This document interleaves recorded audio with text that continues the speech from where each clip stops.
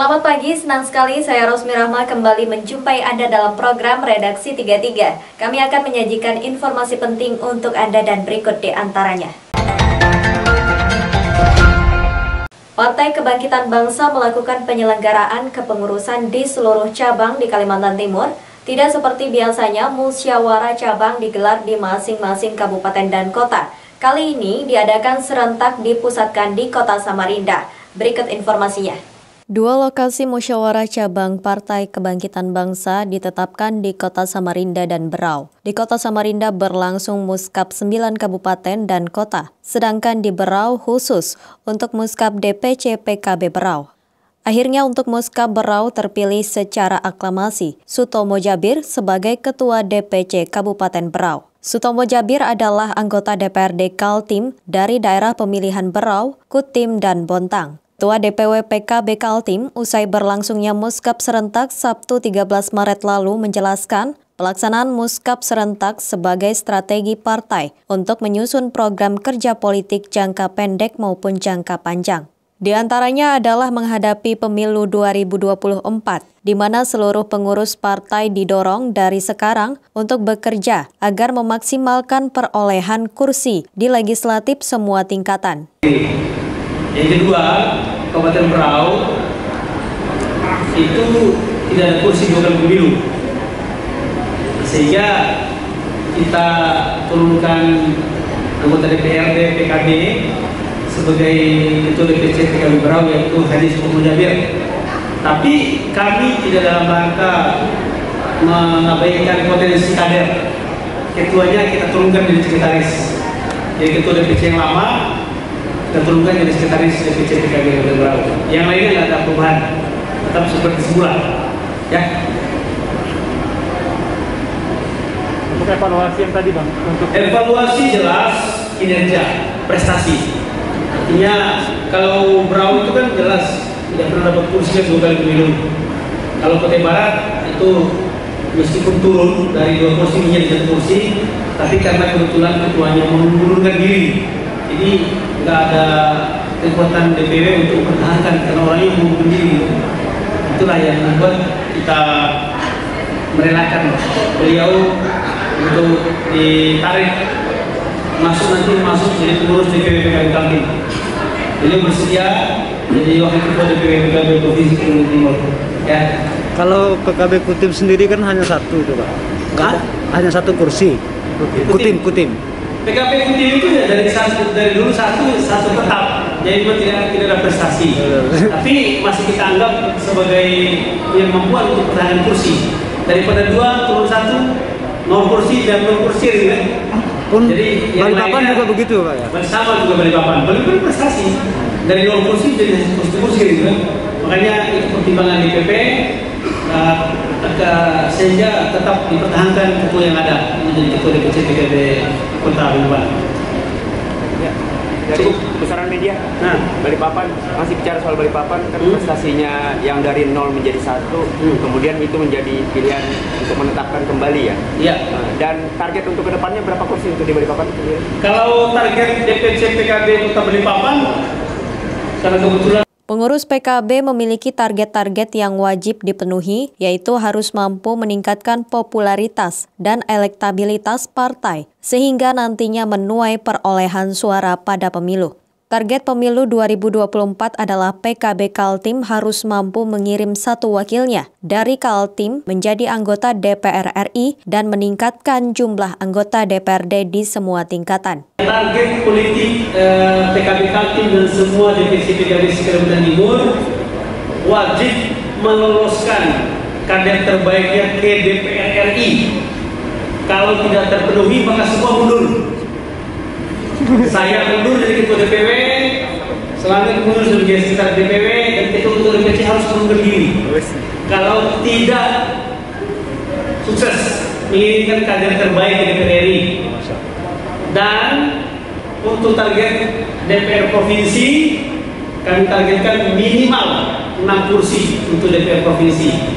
Maksimalnya biarkan proses yang berjalan dan biarkan hasil pemilu yang menjawabnya. Tapi ada target minimalnya, minimal 6 kursi ya. Cukup. Sementara rekomendasi politik yang dihasilkan dari Muskap Serentak 10 DPC PKB adalah seluruh kader mencalonkan Ketua Umum PKB, Muhaimin Iskandar, maju sebagai calon presiden tahun 2024. Tim Kaltim TV, Hardin melaporkan.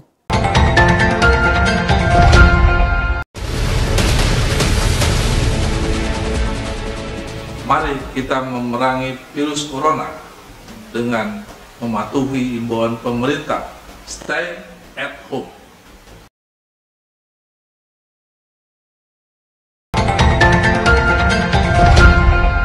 Barang-barang inventaris pemerintah banyak yang jadi rongsokan namun tidak bisa dilelang karena aturan yang ketat. Ketua DPRD Kalimantan Timur Makmur HPK mengakui mestinya ada regulasi yang mempermudah lelang barang inventaris seperti kendaraan roda 4 dan roda 2. Banyak barang milik daerah menjadi rongsokan tidak berguna, menjadi topik bahasan kalangan DPRD Kaltim. Bahkan Ketua DPRD Kaltim Makmur HPK angkat bicara karena dianggapnya peraturan terkait pelepasan aset daerah sangat rumit.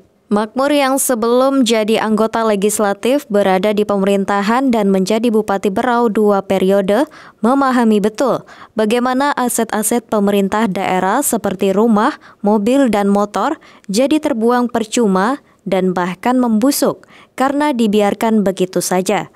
Sementara proses DUM maupun lelang memiliki aturan yang dianggapnya cukup rumit dan panjang. Kekayaan daerah itu setelah hasil pemeriksaan BPK saya minta kemarin, coba penyederhanaan saja bagaimana kita menata aset dengan baik supaya aset itu lebih jelas. Yang kedua tentang penghapusan aset, banyak hal-hal yang sepertinya kendaraan roda 2, roda 4 tidak mampu kita selesaikan karena aturannya yang cukup rumit, sehingganya begitu dilelang ada yang tidak mau beli. Nah, jadi tumpukan-tumpukan barang tidak berharga di Dewan ini bukan sedikit.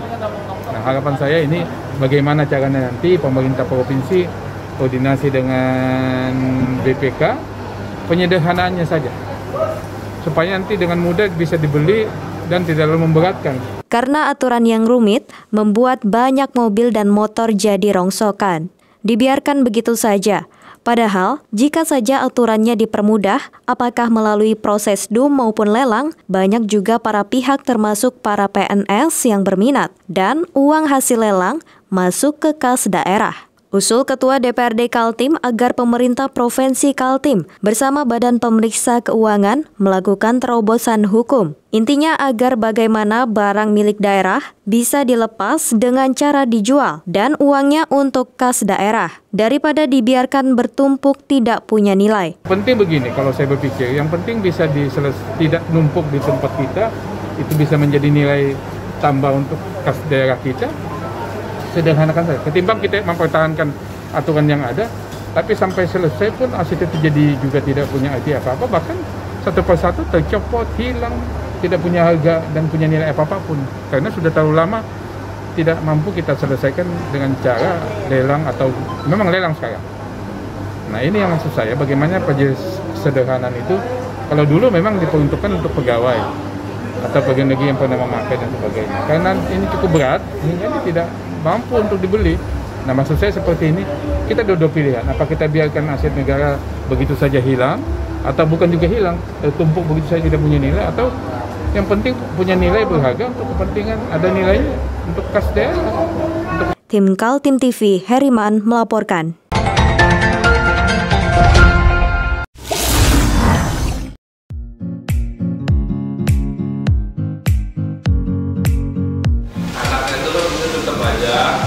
Cara mudah beriklan digital di Kaltim TV.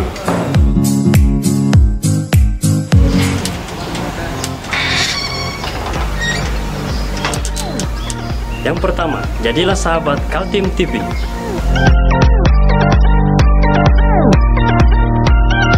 Dengan Rp1 juta, para sahabat mendapat 20 kali tayang di slot berita kamu.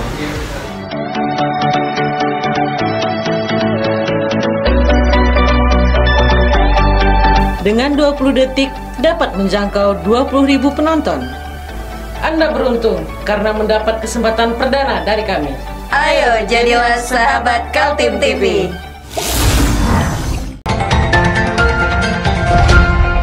Kapal kayu dengan nama KM Al-Nur 2 karam di perairan Pulau Kambing, Kecamatan Anggana, Kabupaten Kutai Kartanegara. Tidak hanya karam, seorang anak buah kapal terjatuh dan hanyut di bawah arus Sungai Mahakam. Mayatnya ditemukan sehari kemudian. Berikut informasinya. Jasad ABK KM Al-Nur bernama Gaston ditemukan di perairan Tambora, sekitar 6 km dari lokasi terjadinya kapal karam. Senin pagi sekitar pukul 8:15 waktu Indonesia Tengah, tim Basarnas yang telah berada di lokasi penemuan mayat langsung melakukan evakuasi. Korban dibawa ke Rumah Sakit Abdul Wahab Syahrani untuk visum dan selanjutnya diserahkan kepada pihak keluarga. Kami melaporkan tentang perkembangan operasi SAR angkat kapal. Satu orang di Sungai Mahakam terhadap korban atas nama Gaston, umur 25 tahun, warga Palaran, daerah Masjid Lama, Samarinda. Hari ini informasi dari tim di lapangan bahwa korban sudah ditemukan pada pukul 08.15 dalam keadaan baik delta, dan untuk jarak ya kurang lebih sekitar 10 km dari LPP. Dan sementara korban sudah dievakuasi ke Rumah Sakit AWS Samarinda untuk dilakukan visum. Keterangan yang diterima Kantor Pencarian dan Pertolongan Kelas A Balikpapan menyebutkan kecelakaan air itu terjadi pada Minggu 14 Maret pukul 5 waktu Indonesia Tengah. Basarnas Kaltim menerima laporan dari rekan korban bernama Soleh setelah lebih 10 jam kejadian. Tim Basarnas segera menuju lokasi dari kota Samarinda dan melakukan operasi pencarian. Unsur SAR gabungan yang terlibat selain Posar Samarinda juga dari Pos TNI AL Anggana, Ditpolairut Polda Kaltim, Polair Polres Kukar, juga dari relawan Kota Samarinda dan Kukar. Kapal kayu KM Al-Nur 2 diketahui bermuatan batu bara. Muatannya diduga melebihi daya angkut kapal sehingga menyebabkan kapal kandas di perairan Pulau Kambing yang dangkal. Belum ada keterangan apakah dibenarkan kapal kayu jenis itu mengangkut batu bara. Dengan ditemukannya korban, maka pelaksanaan operasi SAR kami nyatakan selesai pada pukul 09.30. Dan kepada unsur SAR yang terlibat, kami atas nama pimpinan mengucapkan terima kasih atas kerjasamanya. Tim Kaltim TV melaporkan.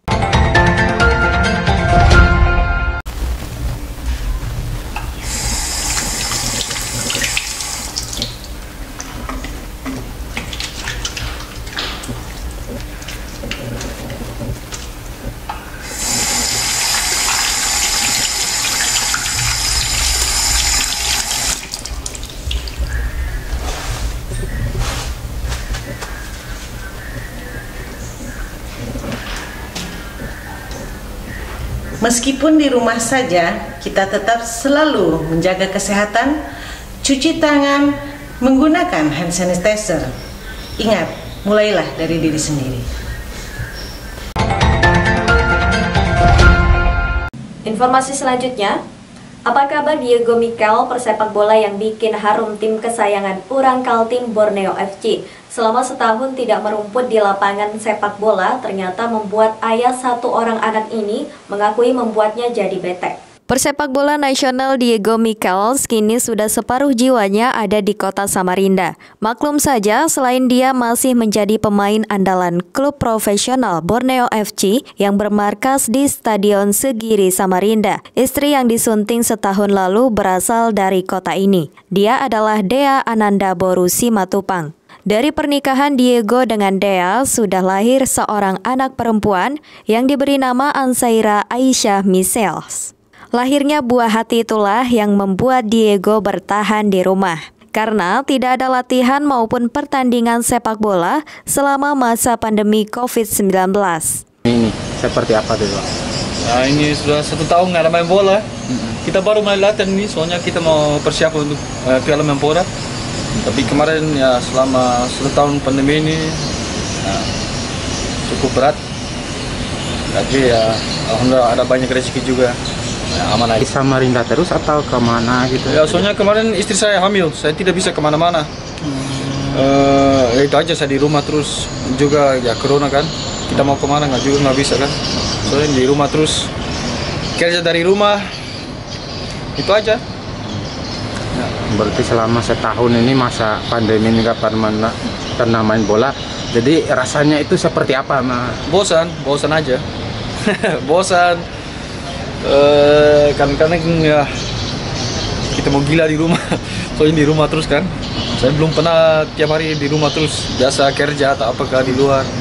Terus sekarang benar-benar sudah tahu di rumah. Kompetisi sepak bola Indonesia memang tengah mati suri lantaran terhenti sejak 2020 yang lalu. Pandemi COVID-19 membuat kompetisi sepak bola di Indonesia dari berbagai tingkatan terpaksa dihentikan.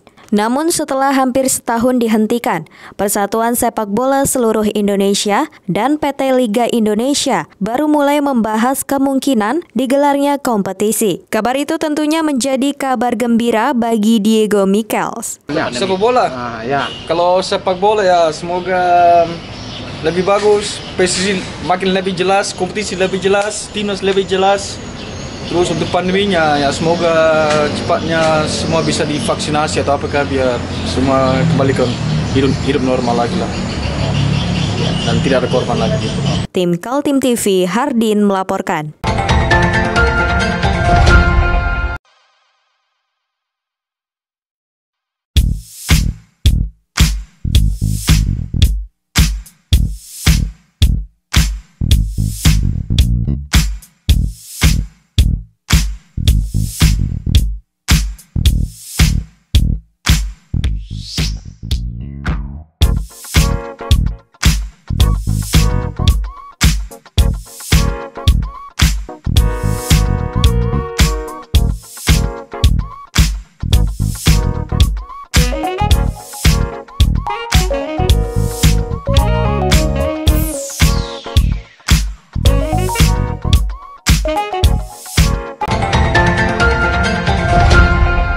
Organisasi Massa Pemuda Pancasila mendistribusikan 1 juta sajadah di seluruh Indonesia.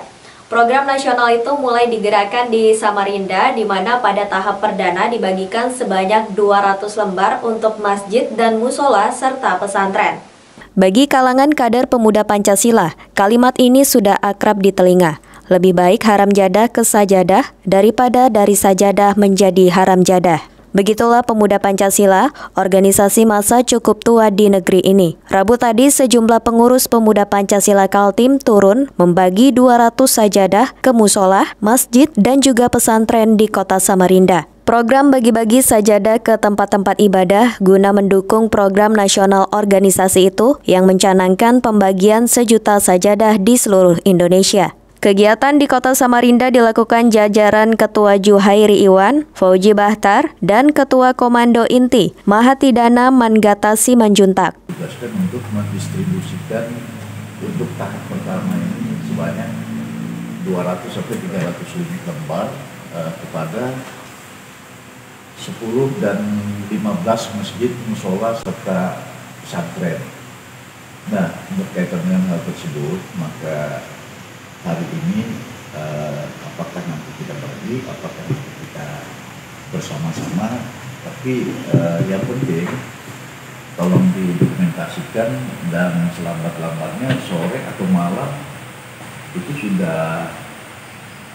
Sejumlah musola didatangi dan dibagikan sajadah. Di antaranya Masjid Al-Rashid, Jalan Imam Bonjol, Masjid Baitussalam Korem 091 ASN, Masjid Polresta Samarinda dan Musola Polsek Samarinda. Juga pesantren Nabil Husain dan Panti Asuhan Al-Huda. Kami atas nama pengurus Masjid Al-Rashid, Jalan Imam Bonjol, Kelurahan Pelabuhan Samarinda, mengucapkan terima kasih yang sebesar-besarnya dan apresiasi yang setinggi-tingginya atas kepedulian pemuda Pancasila wilayah Kalimantan Timur.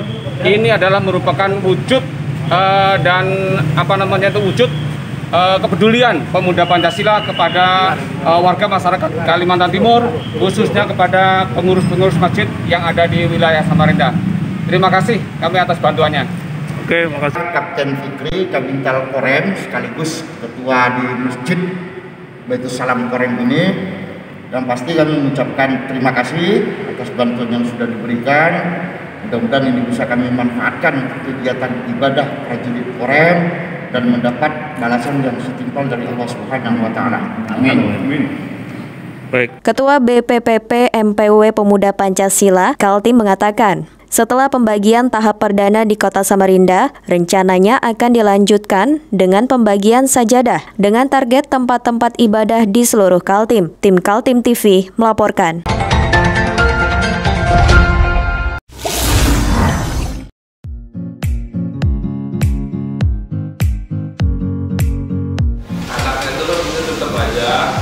Cara mudah beriklan digital di Kaltim TV.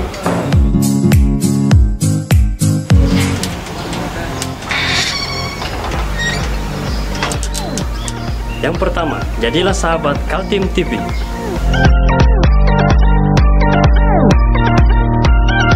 Dengan Rp1.000.000, para sahabat mendapat 20 kali tayang di slot berita kamu.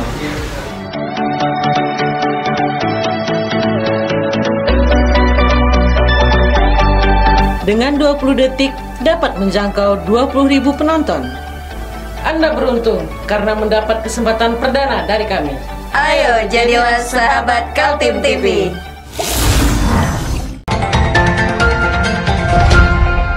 Demikian redaksi 33 edisi kali ini. Informasi lainnya dapat Anda simak melalui situs website kami www.kaltim.tv, channel YouTube dan fanpage Facebook Kaltim TV. Jangan lupa untuk selalu patuhi protokol kesehatan. Saya Rosmi Rahma bersama kerabat kerja yang bertugas pamit undur diri. Selamat pagi, selamat beraktivitas dan sampai jumpa.